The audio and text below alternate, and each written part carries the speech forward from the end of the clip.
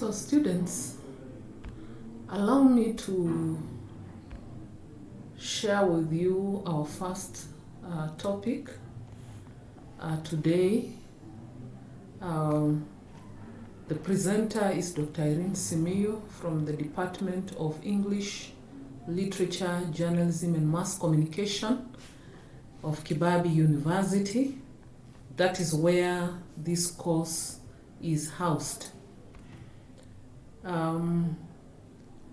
are a few housekeeping issues that I would want us to be keen about before we continue. I would want to bring to your attention that this course is being offered to you through Zoom or YouTube, and you should have received the link either on the LMS or via Telegram, or are shared by your class representatives.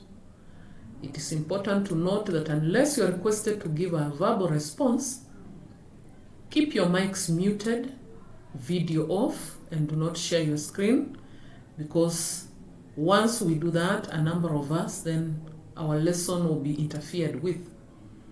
I want you also to know that all that I am sharing with you, the information that I'm sharing with you about the course, is found on the e-learning portal, for which all of you are registered members. You are participants in the KUC 111 course on the e-learning platform. So once you get there, you can be able to see the content of this first lesson. Now I want you to know that this is something new you are doing, that is online learning. So it is important for you to have some minimal technical skills. You also need to have an understanding of academic writing, and also an understanding of how to navigate your way on the e-learning platform. On the platform, you'll find links which I have shared with you just as a way of supporting you to be able to navigate your way in the online learning process. So I've already shared with you the course outline. It is an important document that provides you with a list of topics and how they are organized to fit in a semester. I wish to ask you to download the course outline and acquaint yourself with the various topics. These topics are also useful because when you get the communication skills texts that I have recommended to you, you will be able to read alongside those topics to be able to get the adequate information you require for the course.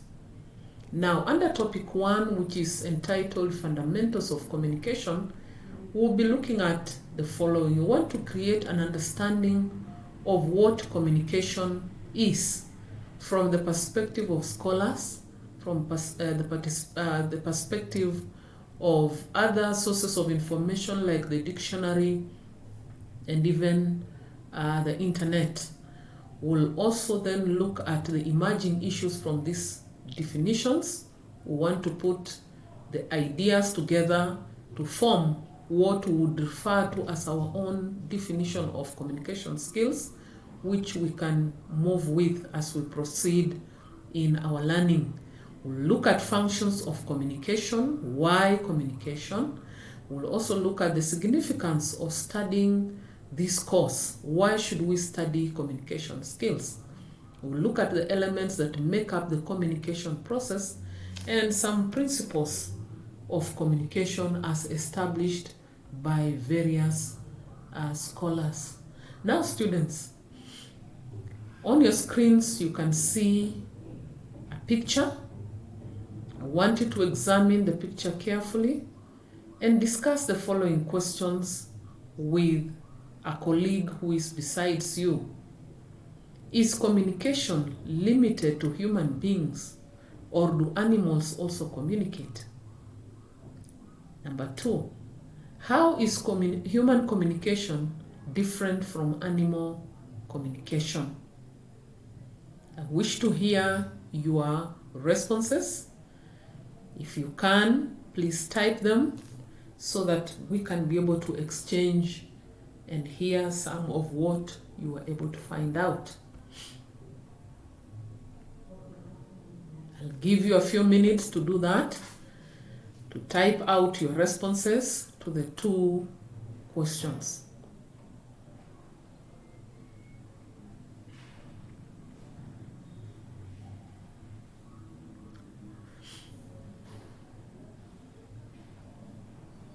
As you do that, I wish to also take you through what is communication. I said in the beginning that we'll try to establish the definitions that are available of the word communication. And before we do that, I want you to note that the term communication is it comes from a Latin word, communicare, which means to make common or to share. It falls in a group of other words like communion, communism, community, all of which are words that bring up the idea of common or shared. When we talk about a community, we are talking about people who have certain characteristics that define them, or they live in a certain place, or they behave in a certain manner. Then we say that is a community. When we are talking about communion, for those of you who take communion, we are saying we are sharing in a common activity. In the church, it would be a common activity of taking some sacrament of some sort. When we are talking about communism, we are talking about an ideology where people were expected to share all that they had in the process of their lives. They were supposed to live in one place and share all they had. So communication, all have an idea of common or shared. There are certain scholars also who have gone on to provide their various understandings of what communication is. And one of them is Wilkinson, 1974, who defines communication as the process by which information is exchanged between individuals through a common system of symbols, signs, and behavior. I want you to begin to note that he talks about communication as a process. He talks about communication as happening between individuals. Then he talks about it happening through symbols, signs, and behavior. Another scholar called Payne, 1988, defines communication as negotiation of shared meaning. What he means is that whenever we are talking about communication, we are talking about an exchange of information that brings us to a common understanding, to a place where we have a common understanding. I usually give this example that if I asked you to give me a pen and you gave me a spoon, then we will not have understood each other. The reasoning is my understanding of a pen and your understanding of a pen are totally different. So whenever we're talking about communication, we're talking about a level where we all agree that a pen looks like this.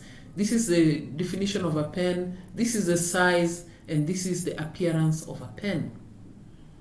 Another scholar called Gamble, two other scholars called Gamble and Gamble, in 1993 defined communication as the desirable or undesirable transfer of meaning. What this means is that whenever we have an exchange of information, it may be planned or unplanned, but meaning is received. And I want to give you this example of what my understanding of this definition is. For example, someone comes to you to shake a hand, it is in the morning and you come across a friend and you want to shake their hand. And as you approach them, they stiffly give you their hand. There is no smile on their face. They are quick about the greeting. So you end up getting a message. And the message could be anything like they are not happy with you, or they have an issue which they are trying to process, or you are not the best person. You're not a friend to them. So there could be many messages that can be picked from that kind of gesture. Your friend is just giving you a hand, a stiff hand, there is no smile on their face, and they're just waiting you to finish quickly and they move away. So sometimes we may intend to present communication, and sometimes it just happens from without any intention, but someone is able to read meaning. And Becker of 2000 defines communication as the process of creating shared understanding that is closely linked to Payne's definition. That whenever we talk about communication, at the end of the process, there must be some shared understanding. We must be able to arrive at a point where we agree. So, looking at these definitions, I know that you have your smartphone. I am sure that you can be able to find other meanings if you Google the word communication. And I want to encourage you to Google the meaning of communication and add to the 4 that I have given you. I also want you to understand that they are not the only definitions, but they closely bring us to a place where we can now try to pick out what are the emerging issues from this definition. The first thing is that communication is a process. Listening to the 4 definitions that we have just had, you realize that the word process is a word that is common, that communication is a process, meaning that it is an activity that involves more than one element. It is an activity that proceeds in a certain way. It is not haphazard. It happens in a certain way, proceeds from one point to another, and it has special elements that must be in place if communication is to be said to have happened. Number 2 issue that is emerging is that communication is an exchange of meaning and that it is dynamic. That means that communication is not static. It keeps changing. It changes from person to person. It changes from context to context. It changes depending on the mood of the people who are sharing in the communication process. So it is not static. It is dynamic, and it involves a number of things. Words, it involves behavior, it can involve even the body language. That is communication. Another thing that is emerging is that communication involves results in shared understanding, meaning that if we were speaking to one another and at the end of the speech we do not reach a common place of understanding, then communication will not have happened, because communication must elicit a shared understanding. It must elicit meanings of words, for words, phrases, and non-verbal messages. There must be a way in which the two of us who are in the communication process are able to reach an understanding of the words and even the non-verbal messages that are shared. And lastly, that communication is a system of symbols, signs, and behavior. The system may be in the form of language, gesture, demeanor, facial expressions. So when we're talking about communication, we are not limiting ourselves to words. We're not just saying the written words, the verbal words are all that we need in communication. We can also communicate by symbols. I am sure that if you went to a strange place, you'd be keen to read the road signs, you'd be keen to read the directions that are given. If you bought today a new gadget, a new phone, you'd be keen to look at the signs on it or the signs that are provided that will help you use your machine well. You also will come to an understanding that communication is also about behavior. The way you behave can bring meaning, and that meaning will communicate your message.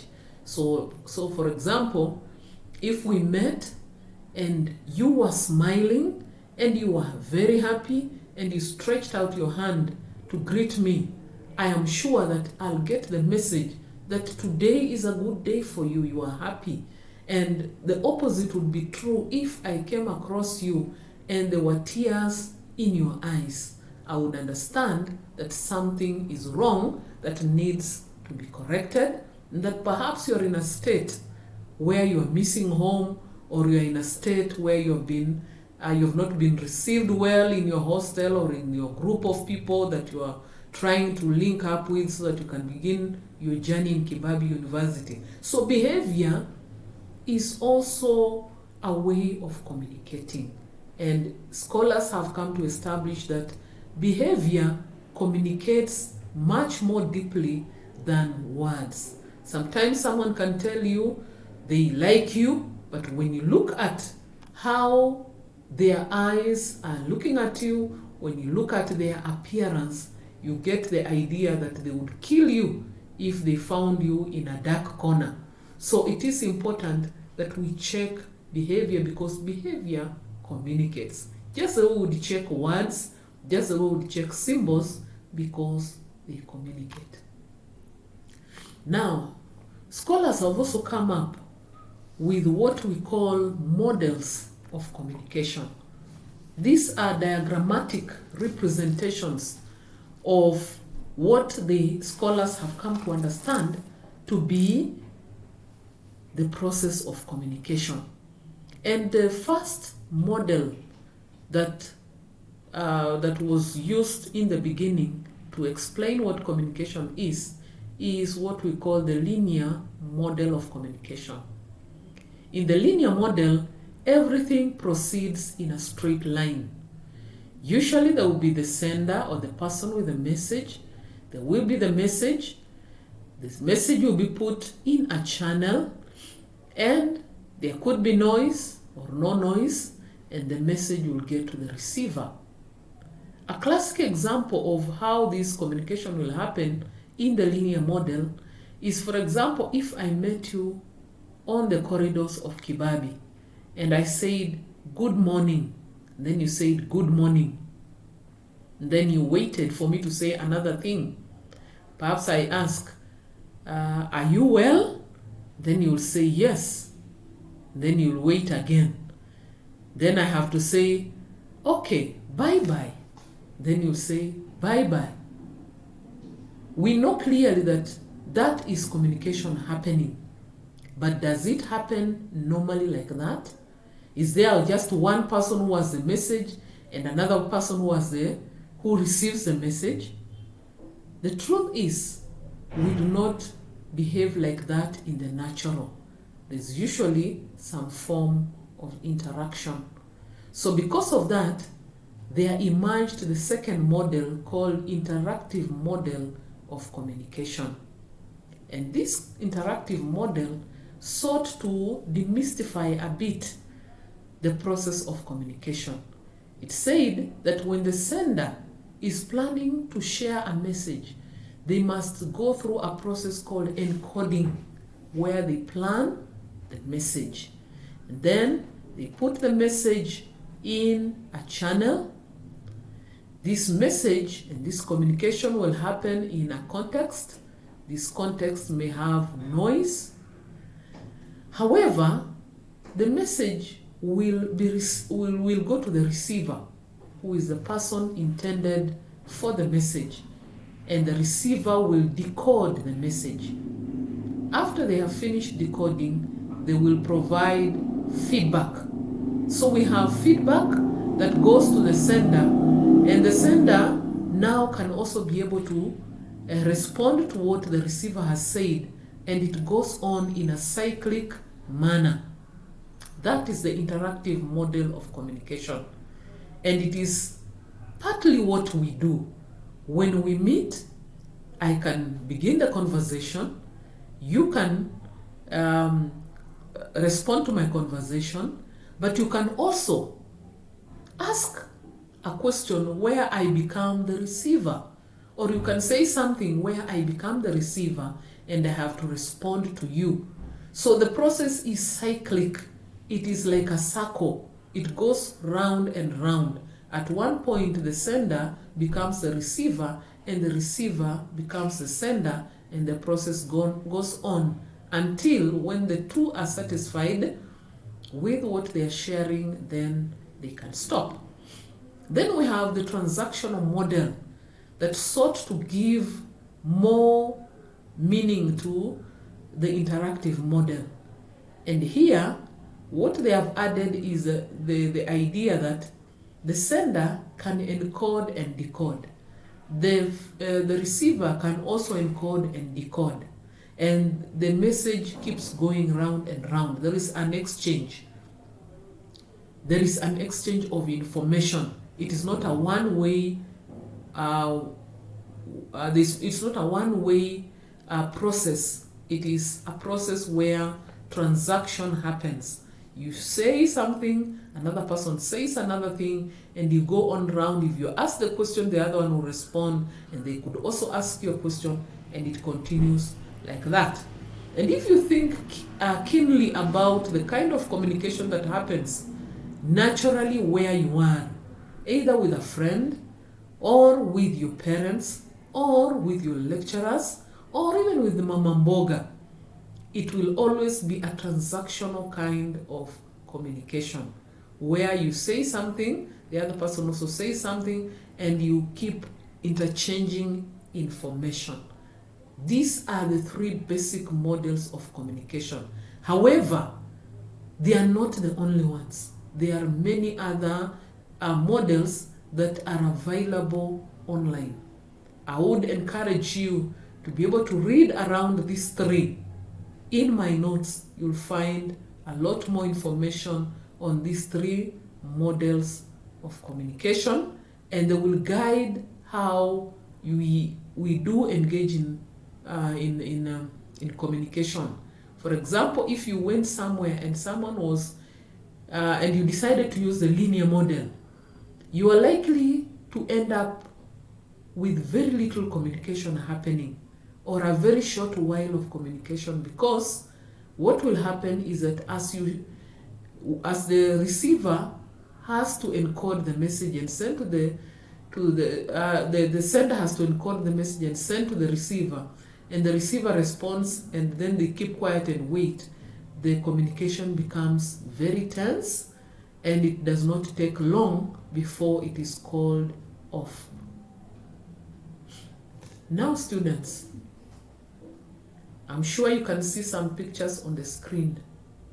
I want you to examine them. Examine the pictures and identify why human beings communicate. Why do human beings communicate? It's important to note that human communication involves words, but identify what else it involves from the pictures. What else can you see as which we can say is a way of communication? How do human beings also communicate?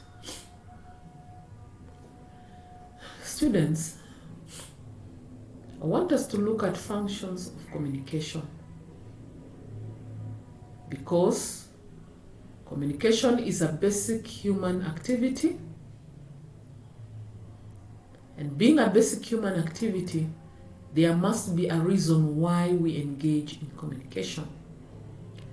Whether you are speaking, writing, persuading, informing, entertaining, or explaining, or even convincing someone, you usually will have four general objectives. The first objective of communication is to be received, to be heard, or to be read. So that what you have in your mind, you wish that it can move from you to other people or to another person. It could be verbally, it could be written, it could be through the use of non-verbal cues. But the reason is you're communicating because you wish to share information with someone. You wish to be understood. You wish to be accepted. You wish to get action. So these are the 4 general reasons why we communicate. We communicate to be received. We communicate to be understood. Sometimes you're in a situation where you require that someone can understand why you have done what you have done or why you have behaved the way you have behaved. You need to be accepted. You may find yourself in a situation where people may not understand who you are or why you do things the way you do.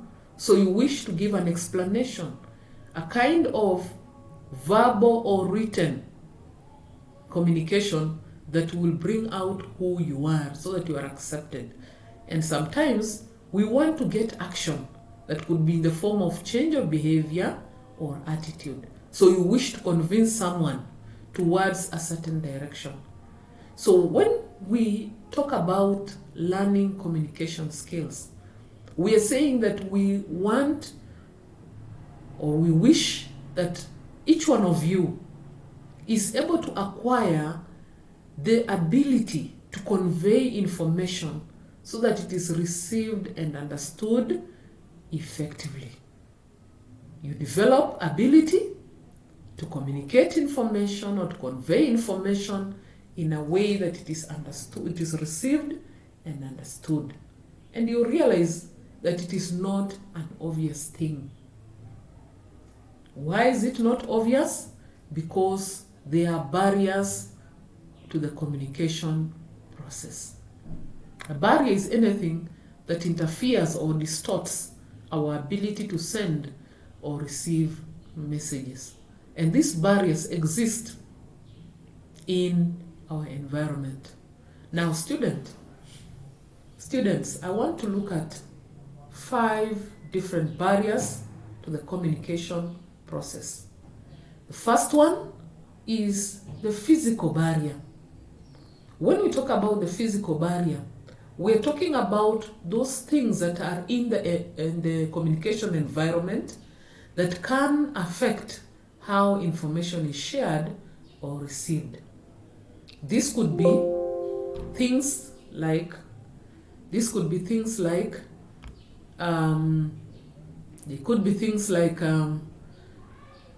the environment, weather.